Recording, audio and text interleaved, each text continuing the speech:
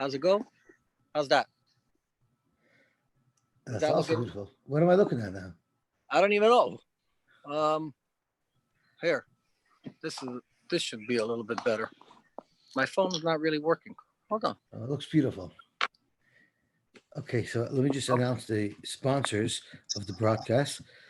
I'm just going to pull it up quickly. So the sponsors to today's broadcast are Mechi and Leah Wurzberger. It should be a schos for a Fushleim for Ria Bastila. And it's also being sponsored. Name's Rhea Bastila. Rhea Bastila. Thank you for correcting me. And the Anisel family, the Nishmas Mars Golda Basra Bezra, whose Yarzteit is Wednesday. And the Anisel family is also sponsoring the broadcast in appreciation of Agudah Balter and the Agudah Broadcasting Commission. Okay, Zok to Heilige Mishnah. There's the Agudah Balter Commission. Well, ABC, sometime stands for Akiva and Carmela Balter. Okay. Noitel Adam es benoi.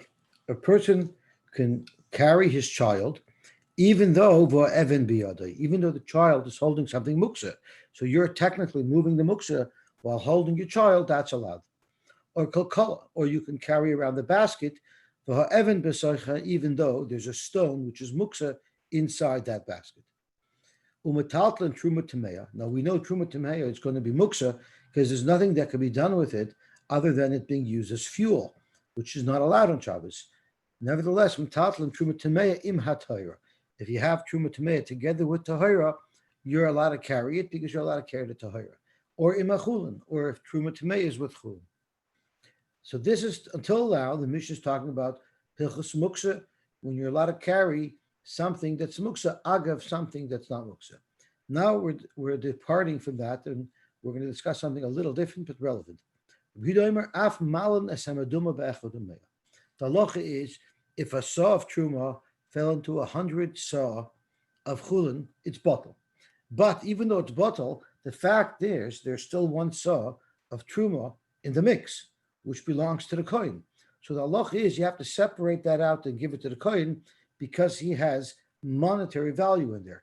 So even though as far as Isser v'heter, it's bottle, nevertheless, you still have to separate some out in order to give it to the kohen. So therefore, on Shabbos you're allowed to do it, and we don't consider it like it's a tikkun, like you're misakin something, as if you're mafresh truma from tevel, because here it's already masukan. It's just that we're separating it out because it belongs to the kohen. Omarava, hoitzi tinuk chai. Someone carries a live child, the kiss tali b'tzavari, and he has a kiss, a satchel hanging on his neck, some type of backpack on his neck. Chayiv mishum kiss. The person is chayiv, and this is speaking about mochi mishus lashus. So the person is chayiv because not because he carried the child, but because he carried the kiss. And the Gemara is going to drill down into understanding this case. Tinik mace. What if someone carries out a dead child, the kiss taliloi b'tzavari, and there's a kiss on his neck? So the halach is potter. Then he's potter. Tinik chai, the kiss taliloi b'tzavari chayiv, mishum kiss. So now we're going to analyze that case. Well, chayiv nami mishum tinik. He's carrying a tinik out. So why isn't he chayiv for being moitzi a tinik from one rishus to another rishus? So the mark is Rava Reb Nosson Sfirle. Rava holds like Reb Nosson. The Amar Chai Noise Esatzmai. Every human carries himself. There's no such thing that you're carrying something. It's always considered as if the Chai is walking on his own.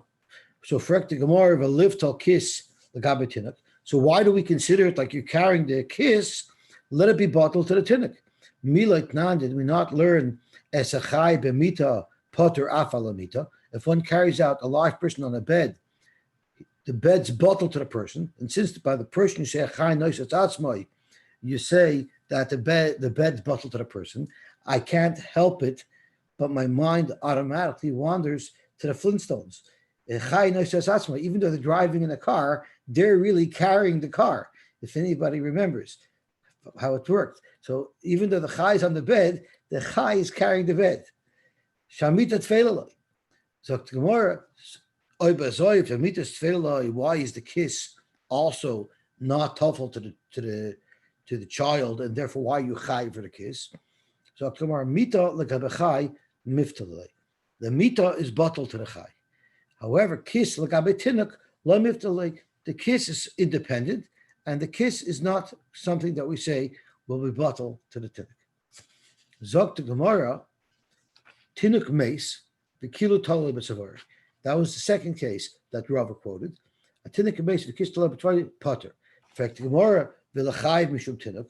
Why aren't you chai for carrying a tinuk out? You can't say anymore. Hachai noishes atzmai. This is not a live tinuk. So to my Rava Reb Shimon severely, the Amar kol malacha she'tzricha legufa potter. Any chadami, you're not allowed to carry this, but it's a malacha she'tzricha legufa. You're not carrying the mace out because you want the mace to be in a different place. You're carrying the mace out because you don't want it here. So therefore, you're going to be potter. So now that we've explained Rava's halacha, now we're going to see how it stems with our Mishnah. Tanan, we learned in the Mishnah. You're allowed to carry your son, even though there's a stone. Rava says, the kiss chayiv mishum kiss. So if you're chayiv mishum kiss, how come you're not chayiv mishum even? You're carrying the stone out.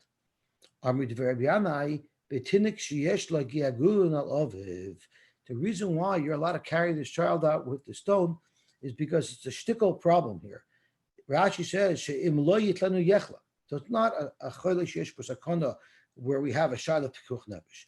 But the child misses his father very much, and if his father is going out to Rosh Hashanah, he needs to be there connected with his father, otherwise he'll suffer.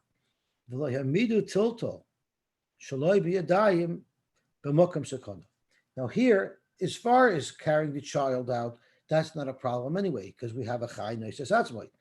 Elamai, he's carrying the stone out. That's not called carrying, because it's tiltal shaloi b'yadayim. He's not directly carrying the stone. The child's carrying the stone. And since there's a makam sakana for the child, again, it's not a matzav of pikuch nevesh, but it's a matzav that could come to a sakana. There'll be matter in this case for the child to carry the stone out. Even though it's not mamash sakanas nefashos. So that's why in the case of our Mishnah, it's going to be mutter, and in Rava's case, it's usher. It's chayiv actually. What does that mean, sakanas chayli? How do you define that exactly? How sick do you have to be? It's not an imminent sakanas nefashos, but we know it's not going to be good for the child. So what? He's going to cry? I mean, what is the maybe issue? we're afraid that the child will get sick because of it. It might not be life threatened, but we're afraid the child will get sick. I can't imagine a temper tantrum qualifies. I can't imagine. I'm not sure exactly what level of sickness is. But isn't that the only thing that's going to happen? I'm sorry? Isn't a temper tantrum the only thing that's going to happen? No. It's although the child is not endangered, for this case of possible minor illness, so the child might get sick. So I cannot imagine that means just a temper tantrum. It means the child will get sick, right? So it'll get some. The child will get some. It'll get a flu or something because of its homesickness. I can't imagine it means just a temper tantrum. It doesn't make sense to say that. So And you want to know what type of kid just because. And we don't just tell the kid to put down the stone? No. That's not a Because solution? that'll also make the child. No, because that might also make the child fulfilled of it. He needs his comfort toy. Yeah, but Favildavit is a temper tantrum. No? It must be that the same chash choili that's going to be there if the child doesn't come with his father, by that same token, there'll be a problem if that child will have to give up his toy. Mm-hmm. So this is a new criteria. This is a new criteria. Somebody who may It's get literally sick. a criteria. It's a criteria. Oh, criteria. Okay. Cry tears. I mean, It's so a far, criteria. Yeah, okay. Did we see anything in this Masechta that somebody could get sick and therefore you could be do Chil Shabbos? This is not Chil Shabbos. This is Muktzah, you mean? So it's a drab. It's because Right. it's a Rabbanon, Rabbanan. the Chai Gavne, we're Mekel. Okay. So I asked the question again. Because someone gets sick, we could be over the Rabbanan. I guess so. Yeah. So that's a new criteria. The time to the Rabbanon will relax their exterior. Did we have anything similar to this in the Masechta? I think we did have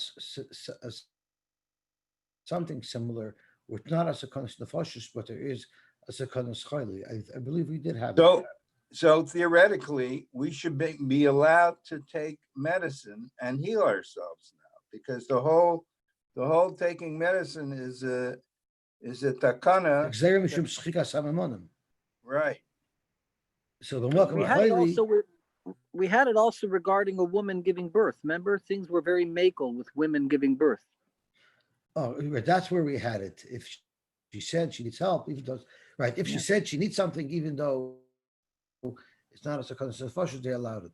So there are certain things that they allowed things for. So here it's saying Til Shaloi be a dime, which is muksa, but it's not lahed. You're carrying the stone. You're carrying the muksa agav the child. There they allowed it if the child becomes sick. So Chikas Hamamonim lav dafka, they clearly were not making on that. That's directly what they answered. So they're not backing off on that. But to do a muksa that's not directly holding the muksa, you're only holding the muksa through the child, that's something that if it's a danger to the child, they'll be makel. David, it's the same old thing. Women and children. David, it's the same old thing. Women and children come before men. Men come last, and we got to make do. Okay. All right. But it's interesting to note. It says the child has gigum Oviv. It doesn't say he's freaking out because he can't be with his mother. It says he's freaking out because he can't be with his father. I don't know. Every time my baby used to cry in the middle of the night, it never cried Tati. Yeah, that's because the women would also make a temper tantrum. When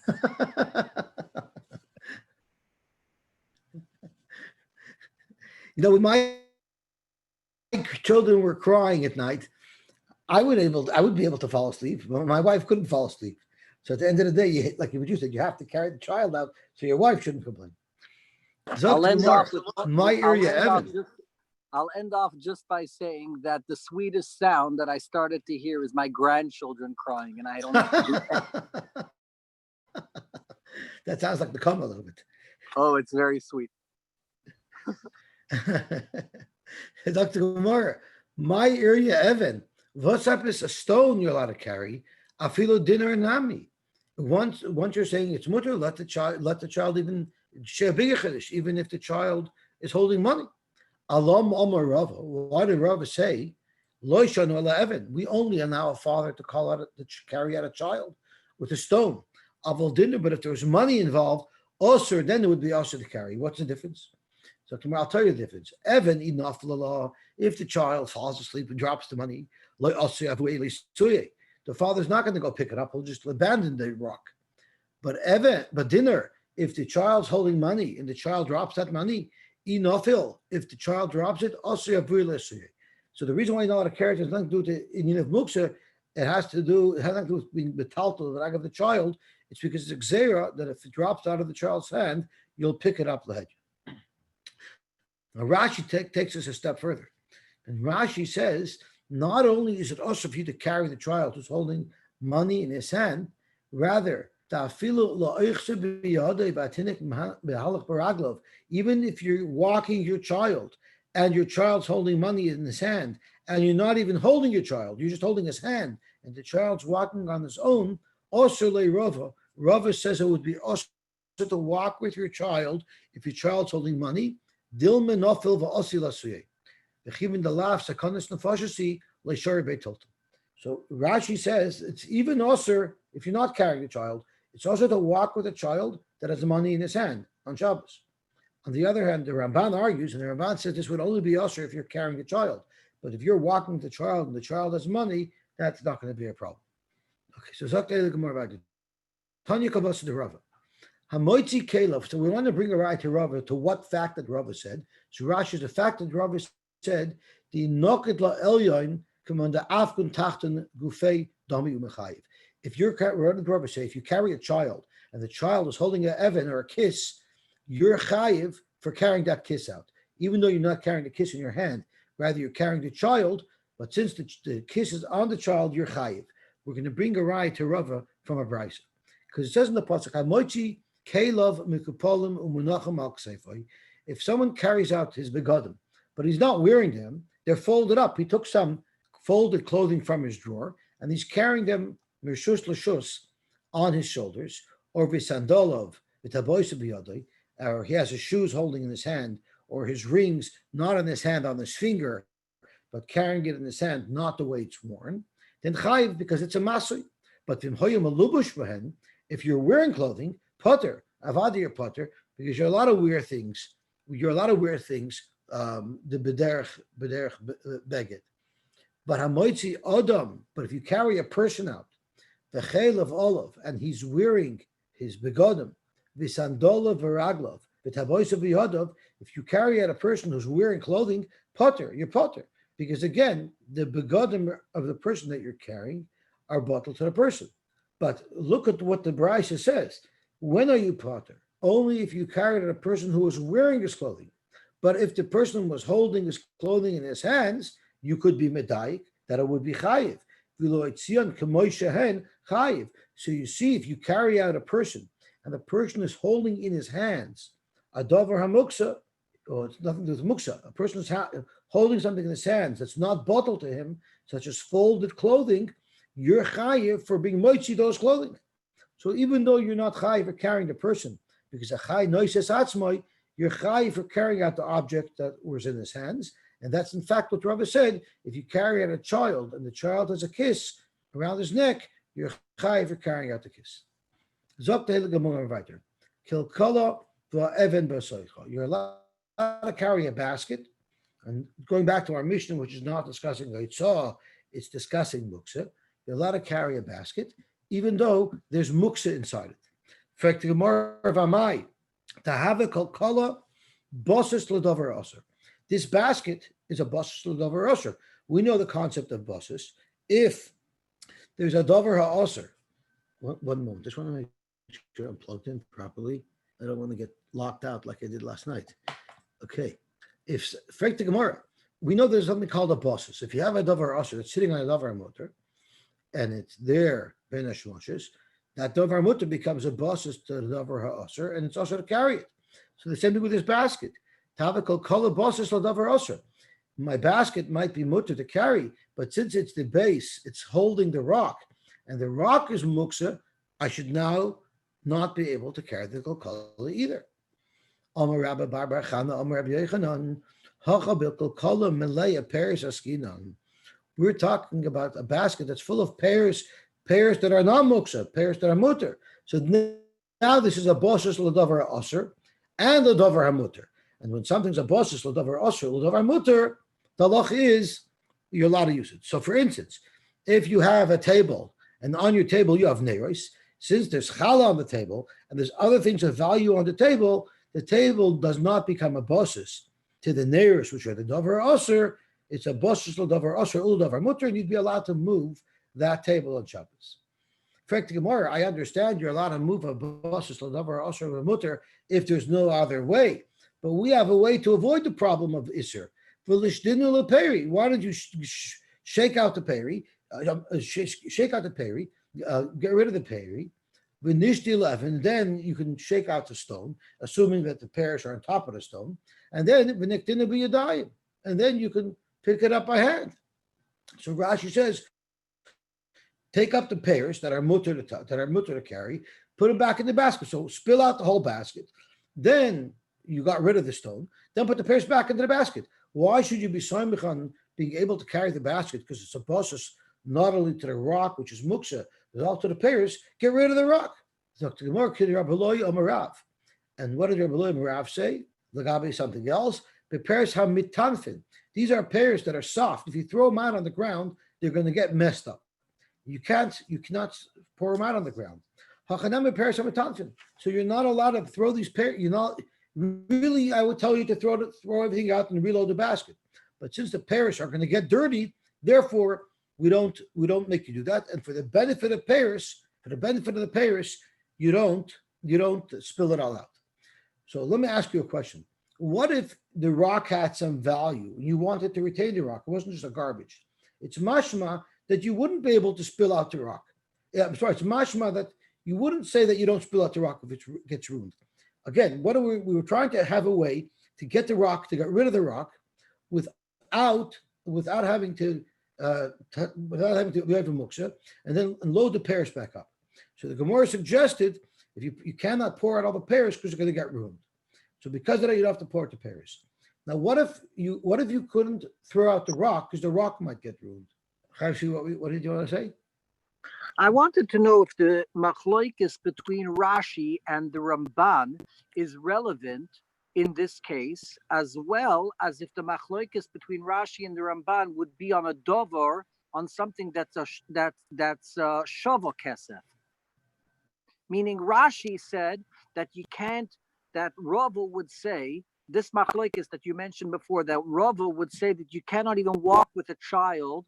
Rashi said when he's holding money. Money is true money, but would Rashi say something that the child is also holding that's just worth money? Let's say an expensive toy, and the Ramban would say, no, it's fine.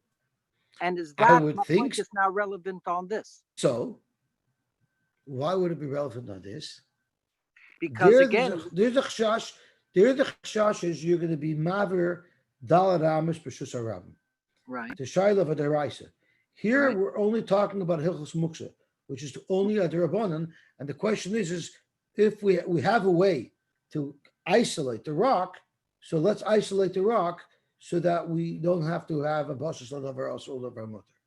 True. However, if you're saying now that it's not just that the rock is only a rock because it's not worth anything, and if the rock would be worth something, then the Ramban back to the other one would also say that it's not just that Rashi would not just be money, but he would even say something that's worth money, because you're pulling in shava kesef now, that it's actually worth. So there's a child. Are you allowed to walk with a child who's holding on to something that if he drops it, you might pick it up? Right. So Rashi says you're not allowed to walk with a child if the child's holding something of value. No, he doesn't. He only says money. Right. And I'm asking you, does Rashi mean even something that's worth money? It could be his toy. It's a very relevant problem. If the svara is because we're afraid the father's going to pick it up, I think a logic would dictate that anything of value, lafuke a stone. Okay, so then you would have your problem here in this machlokes that if the stone is then you say that your stone here is there's no walking there. Here, no matter what happens, you will not be over a deraisa. Because we're talking about hilchos muksa inside. Okay. There, the chashas don't walk with your child who has money, because if he drops it, you will carry it not because you're going to touch the muksa of the money, but you might carry something dalad amos b'shus harabim and come to an issue deraisa. Okay, I hear. So the discussion here, just to get back to what we were saying, is that you have to avoid carrying the rock. So the Gemara is looking for ways to avoid carrying the rock. So the Gemara says, why don't you spill everything out and then put the pears back in? So the Gemara, if the pears are going to get ruined, we're not going to force you to pour out the pears. The Gemara doesn't discuss, what if the rock would get ruined? Why did the Gemara say, I need a rock for whatever reason, and if I pour it all out, the rock's going to get ruined? The Gemara doesn't say that. So the shaila is, how would a rock ever get ruined? Maybe you needed the rock for something, but let me get to where I'm headed, and then you'll see why I'm bringing it up. What if I have a dover muksa and a dover heter in my bag, which is what I have? The Gemara here is saying I'm not muchayev to jeopardize the dover that's not muksa to get rid of the muksa. But what if there was a shaila of merely jeopardizing the dover muksa?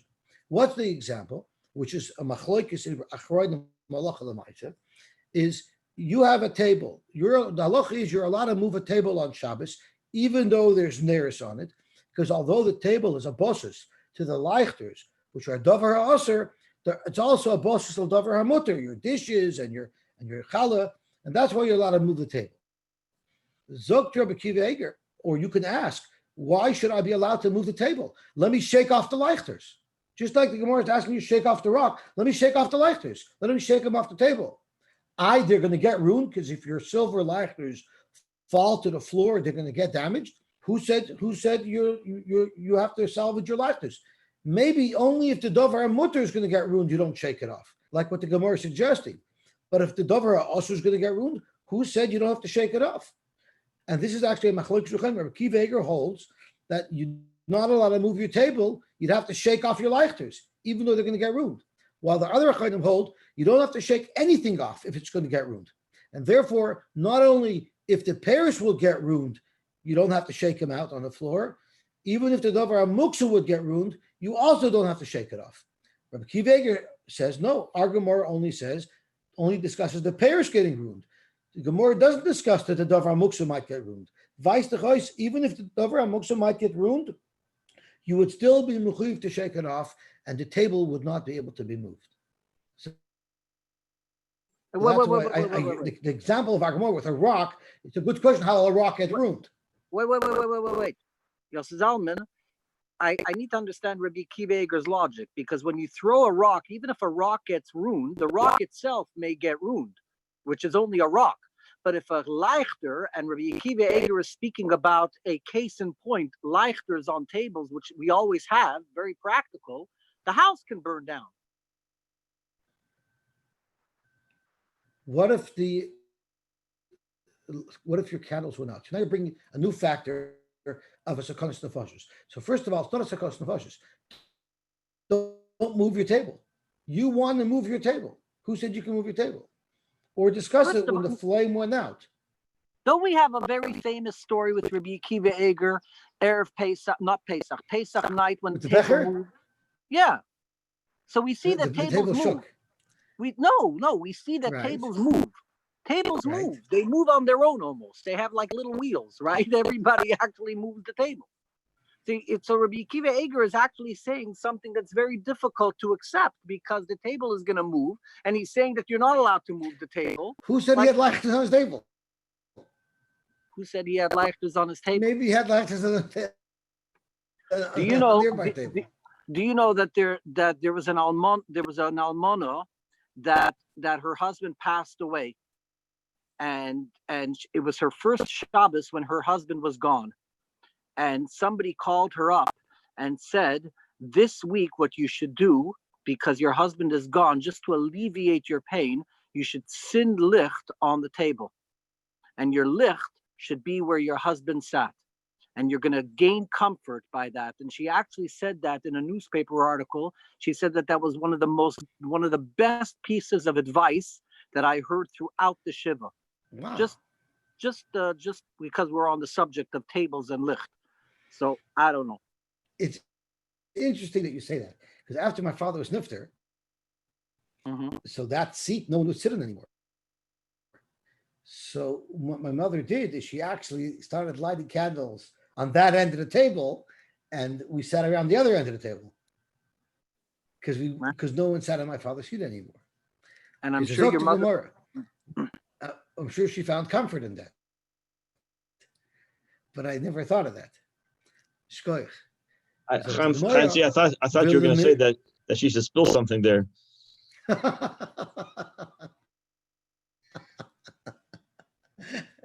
Fact Gemara, Felinarinu Nuuri. Why don't you at least shake it out? So Rashi said, Felinarinu Achi Stalko Apeiris Minavin, Lesoichal Kokala, let's stop.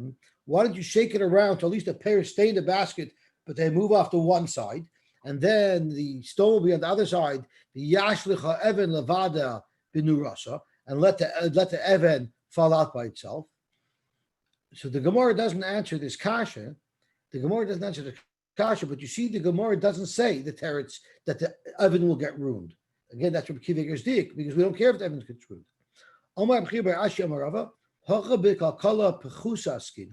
We're speaking about a basket that has a hole in it.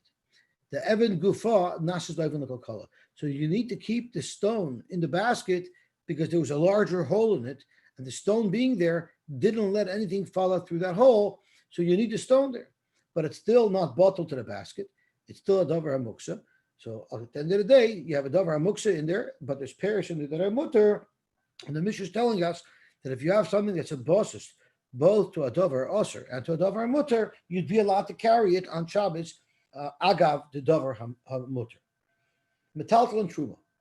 So the same shaila, we have truma tahayir with truma tameya. Truma tameya is muksa on Shabbos because you can't use it for anything on Shabbos. All you could do is burn it.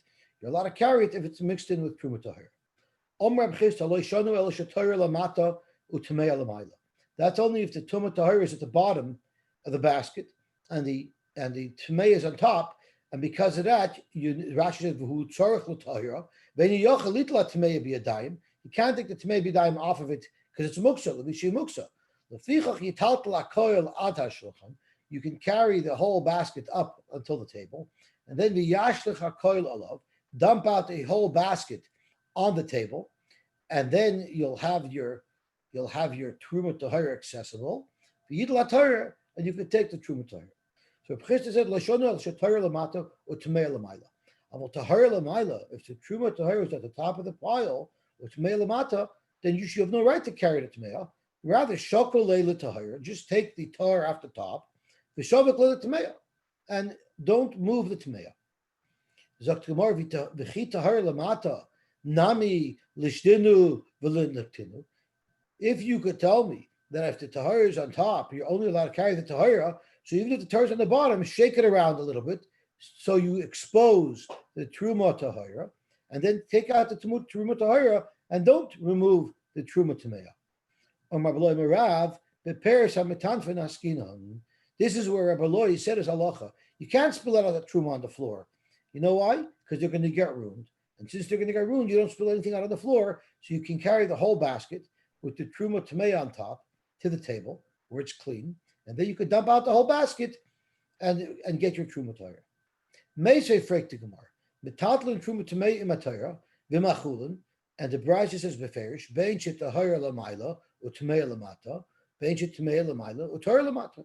So Gemara tiyufta Reb Chista. So this apparently is inconsistent with Reb Chista, who said that if the tahira was lamayla, you would not be able to carry it. Amar Reb Chista masnisin letzorch gufay. The Mishnah is speaking about where Reb Chista says it's only if the truma tahira is below is letzorch gufay, where I want the actual truma tahira. If I actually want the truma tahira, then I have a way to arrange it where I could only take the truma tahira by shaking things around and by taking the truma tahira out. But Brisa, where it says either way you're allowed to take everything away, is l'tzorech mekoymai. I wasn't trying to get access to the truma tahira. The whole basket, wherever it was, I needed that place. And you're allowed to move muksa l'tzorech mekoymai. So therefore, we allow you to move the whole basket away. It doesn't make a difference where the tumah is. I want everything away. So that's why the Brisa says, regardless of the position of the truma tahira, truma tameh, you're allowed to move the whole thing away because you needed space. Yet our Mishnah is talking about you didn't need the space. You wanted the food. You wanted to access the truma tahira. So because of that, there's a way to access it without moving the truma tameh. Zoktamor my duche Reb Chista. Reb Chista is twisting himself into a pretzel. He's saying the Mishnah is l'tzorech gufay, and therefore he had to qualify and say that it's only if the truma tahira is on the bottom. He should have said, no matter what the case is, whether the truma tahira is on the bottom or on top, you're allowed to move it, and it's because it was l'tzorech mekayim. Amarava masnisin kavasi daika. Reb Chista actually saw it by being medaik in the nusach of the Mishnah itself. The Mishnah seems to indicate that it's discussing dafka tzorech gufay. The Katani Seifa, the Seifa of our Mishnah says, Ma'oisha alakar. If there was money on a pillow, you don't take the money. Rather, minayir sakar, shake the pillow, they noiflois and let the money fall off.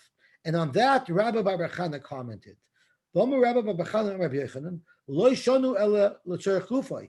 When do you have to shake the money off the pillow? It's only if you wanted to use the pillow. If you needed to get rid of the pillow because it was in your way, then you pick the whole pillow up with the money on it, and you move it away because you need a mekayma. So since Rabbi Bar Bachana was medayik that the sefer of the Mishnah is speaking l'tzorech gufay, and that's why you can check the money off because you want to use the pillow, but you don't want to move everything away. It's logical to say that Reisha Nami l'tzorech gufay, the Reisha of the Mishnah is speaking in the same circumstance when you're not looking just to clear the space where the item is. Rather, you're trying to access the item that's mutter, and that's why Reb Chisda had to qualify in the Reisha that it was speaking in a way where you only were able to access the Truma Tahara if you move the whole thing, because the Truma Tameh was sitting above it. Reb Yehuda Omer, Af Mailen. So Reb Yehuda says that you're allowed, if you have one saw of Truma mixed into 100 saw of Chulun, so it's bottle baroy, but you still have to be misakin it a little bit. You have to separate the one saw because it belongs to the coin, it's mum coin. How are you allowed to do that on Shabbos? How come misakin? You're being misakin this food. Till now you weren't allowed to eat it. Now you're allowed to eat it. So Rashi should reveal the heter. And the nigzer bay atu tikun shayidei malacha. We should make a gzer that this takana should be usher atu at the takana that you had to make that would be a real malacha. Zaktamor Reb Yehuda bar Reb Yehuda holds like Reb Eliezer. Reb Yehuda who holds that you're allowed to be misakin, you're allowed to separate the one saw of truma, holds a Reb Eliezer. The Omar truma be'ena machta.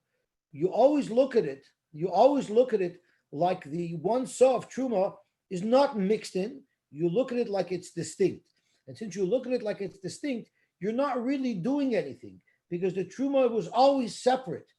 The truma is always separate from the mixture. And therefore, you're allowed to do it on Shabbos. Where do you see? I'm sorry, Chamsi? Isn't the whole reason why it's mutter is because the truma is mixed in, and we don't say that it's distinct? Isn't that the whole reason for the heter, that you can eat it? It's bottled baroy. Right. So because it's bottled, then it's not distinct. So it could be bottled and it could be distinct as well. And I'll show you how. Okay. So the more said Ditnan, saw truma shenofa lepachus mimeya. You had one saw of truma that got mixed into, let's say, to 99 saw of chulin. So we know there it's not bottled, and therefore v'nitmu all 100 saw are now a suffix truma. Okay, but if let's say I mixed it up really, really well, and I took any saw out of this 100, the chances are that the ratio of truma to chulin in each basketful would be 1 to 100, because that's the ratio in what it was mixed in. So what happens if it nafal min hamadum l'makam acher? Now I have a saw of this mixture, which is osir, and it fell into another batch of chulin. So the question is, do you look at it like I have a full saw of truma, or do you only say I have as much truma here as its proportion, which means 1/100th of this saw that I have here is truma. Rabbi Eliezer medabas ketrumas vaday. You look at this bundle that I picked out of this group as its full truma, even though it's only 1 out of 99. There's 99 of chulin. There's 1 of truma. So really any piece that I take would only be 1/100th truma. I look at it like it's 100% truma, and therefore, if it mixes into something else, I need 100 times that amount to be mevatli. But you look at the ratio, you look at its truma content, and based on this truma content, according to that proportion, will it be medama. So in this case, where 1 out of 100 is truma. So let's say I have a saw, and out of this saw, 1 part is truma and 99 parts is chulin. If it fell into another bit of chulin, as long as I have enough, that I have 100 connected the 1 part truma, that would be enough. So from the fact that Reb Eliezer says that each bundle, you look at it like it's truma mamish, that says that it's distinct. So Rashi says, hoyel v'nitna lahalois achash sheyirtza be'enamachta. So we say that since I have to take out some of it to give to the kohen, we say it's ki'ilu munachas levada. We look at it like it's standing by itself. Be'enamu revis. We look at it like it's not mixed in. Hilchach loikum masaken midi. So we want to say this chumrah of Reb Eliezer, who holds that any bit that falls in, you look at it not like it's a mixture. Rather, you look at it like it's pure truma. So clearly, Reb Eliezer holds that we don't look at the truma like it's mixed in. We look at the truma like it's distinct. So I know Chaim Tzvi is making faces because he doesn't like the svara, but I think what's bothering him is what the next Gemara is about to ask. Frek the Gemara, Emer de Shamas le Chumra. Reb Eliezer is just saying that you have to be machmer and treat every bit as if this is all of the truma. But lakula mishamas le, are you going to say that he says that lakula and you say that's distinct and therefore it's considered masukin? That's not exactly what he says, and I think that's what's bothering Chaim Tzvi. So I observe we're Tzarik Shver from this Reb Eliezer. We cannot explain why Reb Yehuda already considers this truma separated out. Elahuda Makrab Shimon. We're going to have to find some akar why we consider the truma already separated out, and maybe the Tana is Reb Shimon. Keditnan saw truma shenofna lembeya. One saw of truma fell into 100 of chulin. So that's bottle, right? But nevertheless, even though it's bottle, we know the halacha is you still have to remove one saw to give to the kohen. But v'lo hispik lagbia, you did not have a chance to pull out the truma. Acha nafla cheres, till another one fell in. Harezu asura. The Tanakama holds it's asura because now you don't look at it like a 1 is mixed into 100. You look at it like 2 is mixed into 100. So 1 out of 50 is truma. Reb Shimon matir. Reb Shimon holds it's mutter because as soon as the first one fell in, we consider it bottle already. And now you have 101 saw of chulun. So when the next saw fell in, it's like a saw of truma falling in to 101 of heter. So you see Reb Shimon holds that it's al heter already. So if it's al heter already, you can hear why you're allowed to separate it out, because really it's al heter already. Zaktimar, you still don't have a raya from Reb Shimon. Maybe the machloikis between Reb Shimon and the Tanakama is something else. The Tanakama sover aval gav the naflu b'zacher zeh commanded nafel b'vas achas tami. We look at it like it all fell together, and therefore v'hal lechamshin nafla, v'hal lechamshin nafla. You look at each one of these 2 saw of truma as if they fell into a basket of 50, and of course they're not bottled. Reb Shimon sover kamaisa bottle b'meya. The first bit is bottle in 100. V'ha tiftel b'meya v'chad, and the second bunch is bottle b'meya v'chad. But it doesn't mean we look at it like it's separated out. We don't necessarily look at it like it's separated out, and therefore you still don't have a raya. Maybe the Reb Yehuda who says that you're allowed to separate out this truma, this 1 part of 100 of truma, maybe it's going to according to Reb Shimon ben Elazar. It's not Reb Shimon ben Elazar Omer, noisen einav b'tzadzeh v'oichel. You don't even have to really separate it out.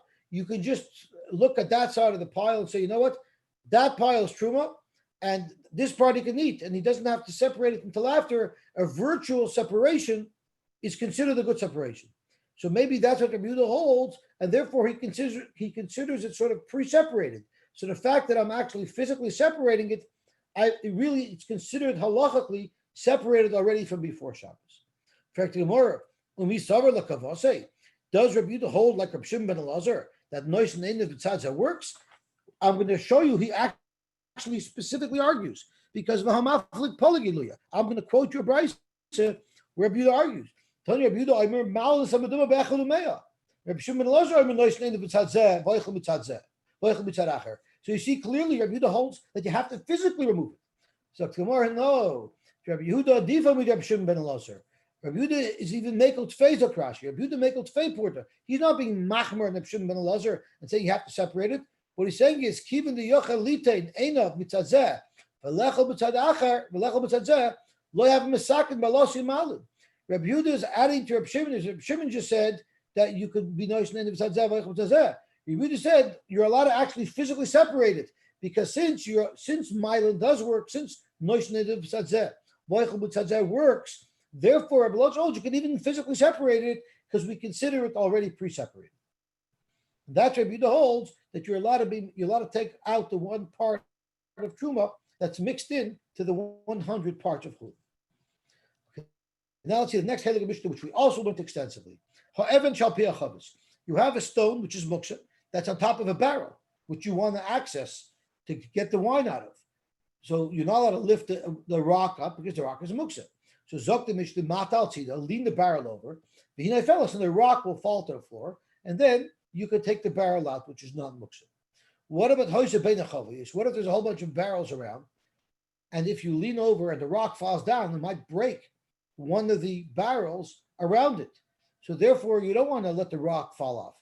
So magbia, you can lift the whole barrel up with the rock on top of it, and move it over to an area where it's not going to endanger anything if I knock the rock off. And then umatal tzida v'nefeles. What about mois shalakar? You had money that was on a pillow. Menar esakar, you shake out the pillow. V'heim noiflus and they'll fall off. Hois olav leshes. If you have dirt on it, like soya or some other meat or saliva, shashumdav or mias, when you roikotzay, you had some schmutz on it. Mekancha b'smartut. You're allowed to rub it. You're allowed to rub it with a shmata, but you're not allowed to pour water on it. The stam kar shall begeru. Kar is made out of fabric. Ubeget shriyosei b'mayim hu kibusoi. If you merely pour water on it, that's called kibus, which is told of libun, and that's not allowed on Shabbos. But you're allowed to rub it with a shmata. Hoshe shal or, if it was made out of leather, which is not a bar kibus, therefore you're allowed to rub it with water. You're allowed to spray it with water until the miyasa thing on it gets rinsed off. That we say that you're allowed to tilt the barrel over so the rock will fall out is el b'shakech. That if by mistake on Shabbos you left the rock there without intending to put it there. If you purposely placed it there, then nasa bosses l'davar ha'aser, then the barrel is a bosses l'davar ha'aser, and you would not be allowed to bend it over because the whole chavis will become upset. What if there's a lot of barrels around? Then you're allowed to lift up the whole barrel and move it away.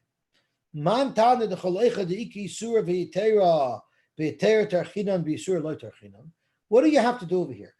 You're lifting up the whole barrel with the rock, moving it away, then tilting it over. Wouldn't it be so much easier just to pick up the rock and throw the rock away? Yet our Mishnah says that no, you have to schlep the whole thing away and then get the rock off by leaning the barrel over.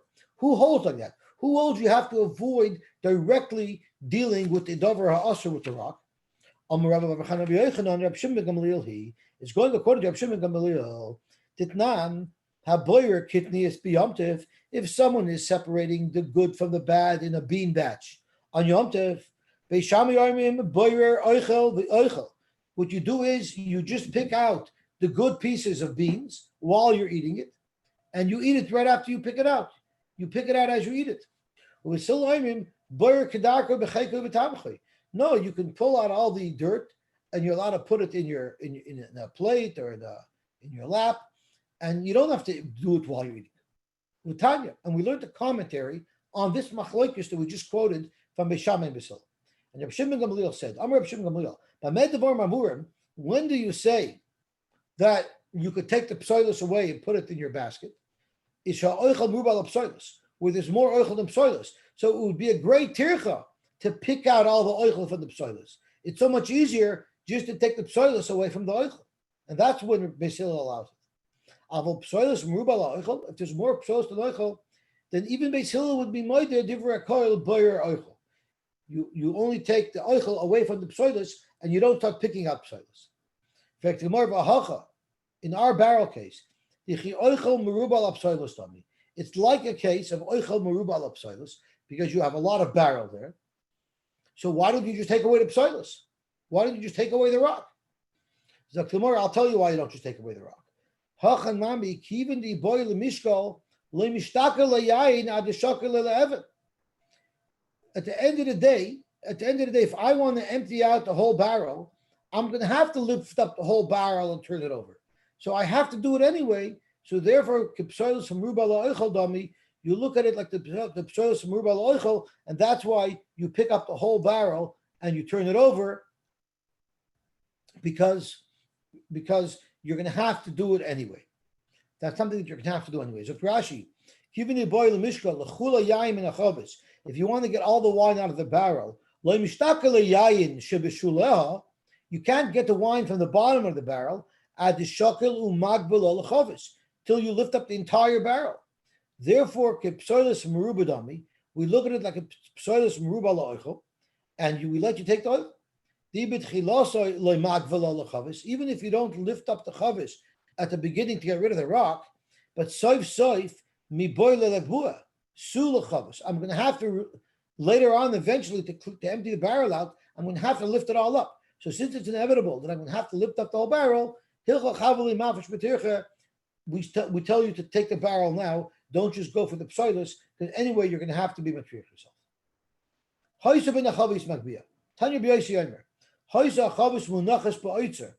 the chavis was in an oitzer, so it's surrounded by other barrels that you don't want to damage, or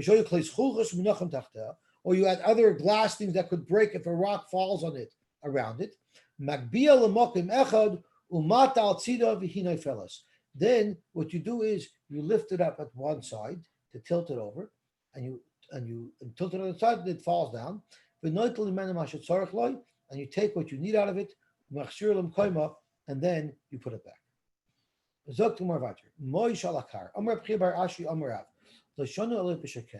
We only said that you're allowed to move the money off is if you forgot it. However, but if you placed it there on purpose,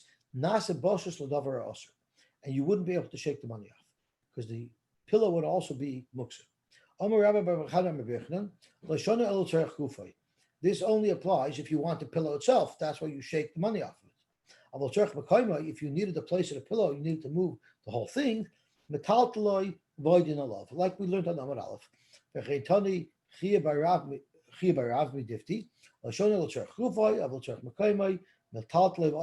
can move everything away. What happens if you left your money in the chotzer? And it's muksa, but it's in the chotzer, so it's not a shal of carrying, and you need to get it back in, no one should take it. So maniach ala kikar, you put a kikar on it, a tinnik, or a tinnik, and then in Matatla you can carry it agav the kikar, agav the tinnik. What about shachach leveina b'chotzer? You left a brick there, again, you're afraid someone might take it. Maniach ala kikar, a tinnik, or Matatla. Amar b'du bashila, amar basi. Pam achas shaku diskaya moli mois bisratya. I once left a wallet full of money in a Reshus HaRabim. So now it's not only a Shalom Muksa, we have a problem of Reshus HaRabim.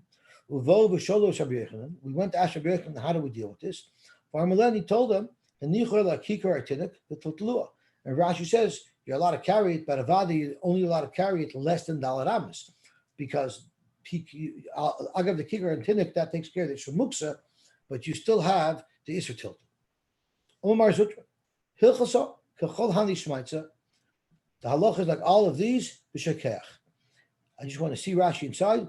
Rashi says, Henicha l'kikar tinuk, the lishtri l'tatla agabayu toich dalar amis. The totua pachas midalid amos, oy b'mechidjish lo b'nei adam. So you have to have an eitzah, but you wouldn't be able to violate the Isra Tiltal b'Reshus HaRabim. So, Zog to Gemara. Rabash Yomer afilu shakach nami loy. You wouldn't be allowed to do these eitzes even if you forgot. The only time there's a heter to use a kikar or a tinuk to bring things in is only for a mace, because there's a covet of brius factor. Zok to Gemara's story. Abaya manach kappa akipi. There was some wheat, and he ended up putting he ended up putting a spoon on it. He put a spoon on it so that he can carry the wheat, which was muksa agav the spoon. Rava manach sakita abar yona.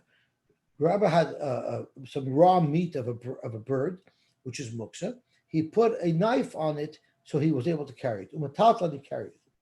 Omer Reb Yosef. So Reb Yosef said, "Oh, Abai and Rava, you think you're so sharp? You messed up. You weren't allowed to do that." Kama charifa shmaitza the dardaki. Oh, these young ones, these young guys, Abai and Rava, oh, they think they're so sharp. This was not allowed. Eimer Domer Rabbanon. When did the Rabbanon say you're allowed to do this? Is b'shacheach. If you forgot, the chatchila mi Omer, you're not allowed to go move things around using these eter. Omer Abai said, I'm not relying on these eter. I held I was allowed to carry the wheat anyway. And Abai said, "Yilav the Adam Choshev ana." If it wasn't for the fact that I'm considered an Adam Choshev, and I have to be careful because people watch what I do and analyze what I do, and I can't be misleading, I would kaf akif alamli. I don't need to put a spoon because the bundle of wheat that you think is muksa is not muksa to me. You know why? Because a chazul and mizgalayu. This had value to me because I could lean on it. I can use it on Shabbos for a mutardika purpose. So it was never muksa for me. So why did I put the spoon on it? Because people watching me, I didn't want them to think that I was doing something osir. But really, I don't need it at all. And that's why it's not a time on me that I did it, even though it was l'chila. I just did it so people shouldn't think I was doing an aveir. But I knew anyway I wasn't doing an aveir. Rava, me the same thing. I don't need to put a knife there. To me, the raw meat of a yoina is not muksa because hachazal. I could eat it raw. I'm a guy who doesn't get grossed out, and I can eat it. I can eat it raw. I eat things this way, but just in case someone would misjudge me and say that I'm carrying muksa, so I put the knife on it. So let's analyze what Rava said. Rava said the only reason why it's not muksa to me is because I can eat it raw. If Rava would not have been willing to eat it himself, he wouldn't allow it. He would say it's muksa. Why is raw bird meat muksa? It must be lemember the Rava Reb Yehuda spherely.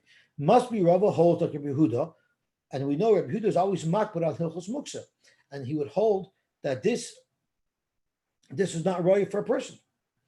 Rava once told his shamus, Tovali bar Avza, I want you to roast for me, and this was a Yom Tov, of course, roast for me this goose, this duck, and take its intestines, and feed its intestines to the cat.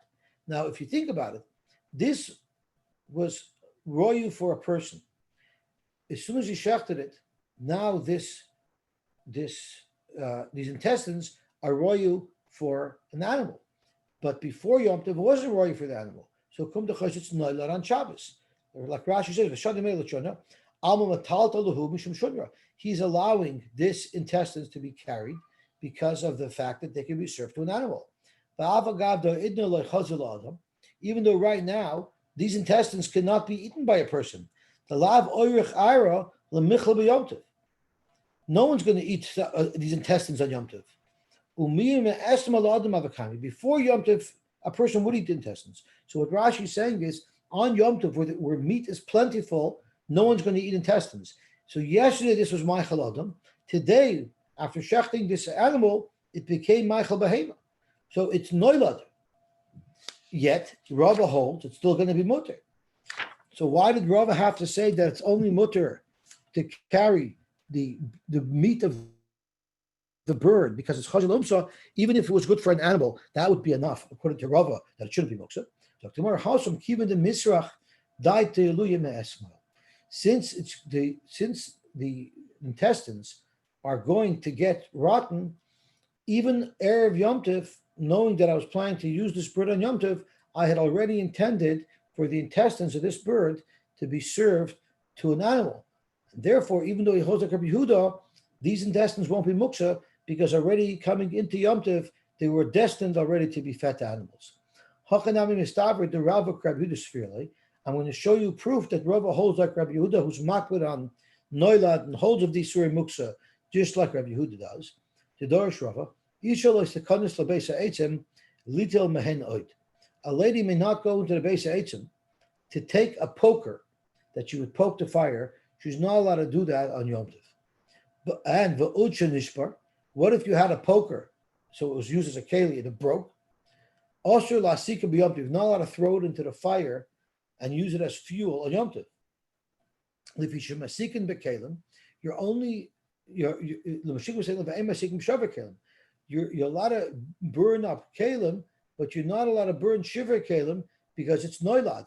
Before while it was still a keli, you weren't planning to burn it, and now it broke. It became noilad because it's no longer a keli. Now it's a new thing. It's firewood, and something that's noilad is osha Yom Tov. Shema minos, you see from here that Rava holds of Reb Yehuda's halachas that this thing that was not royu until now for firewood, it was a keli, and that only became a firewood on Yom Tov, it's going to be Ashal Samuksa. So you see Rava holds like that. The only reason why he allowed the intestines of the bird to be fed to an animal on Yom Tov, and he didn't say that it's muksa, is because already from Erev Yom Tov, he knew that the intestines of this bird was going to be fed to an animal. Okay, let's stop here. Shkoyach. Shkoyach. Shkoyach. Thank you, Yossi Simon. So we see from here that Rava had a cat. Rava had a cat, yeah, I guess so.